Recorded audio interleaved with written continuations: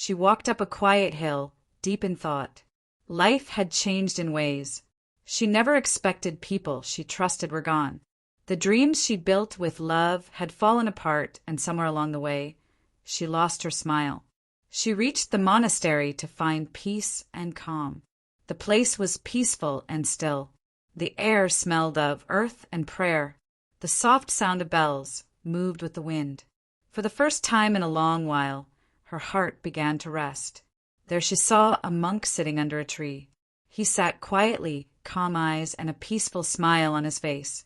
Something about that smile drew her closer.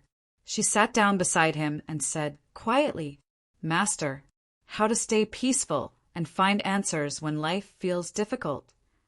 The monk looked at her with kindness and said, "My daughter, peace doesn't come when life is easy.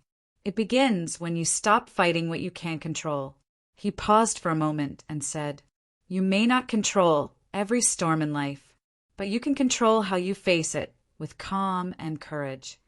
She listened closely. The monk picked up a fallen leaf and showed it to her. He said, "See this leaf? The tree didn't cry when it fell.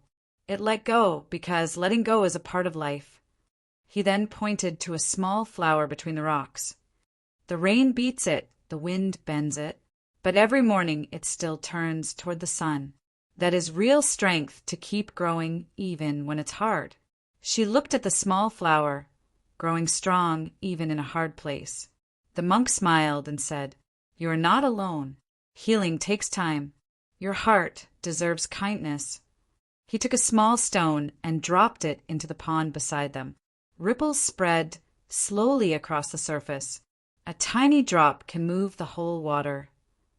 He said, "In the same way, one good thought can move your entire day." She listened carefully as he spoke with gentle strength.